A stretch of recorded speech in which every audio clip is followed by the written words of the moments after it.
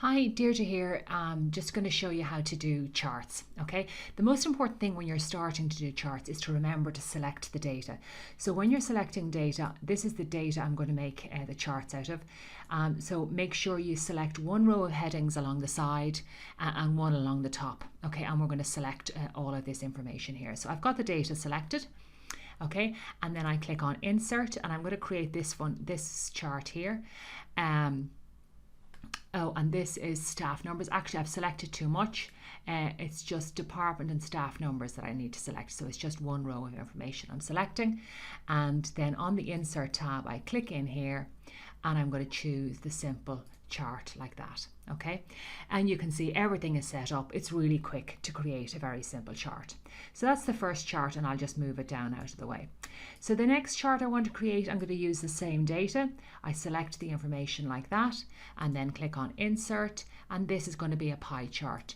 Okay, and it's a 3D pie chart. And you can see there's a different type of chart that I've made. The next one then is selecting both columns of information. So I'm selecting both staff numbers and managers. I'm selecting from A2 down as far as C5, and then I go to the Insert tab, and again I come into this one up here, and this looks like it's 3D, and you've got a few options along here. One is whether columns are side by side.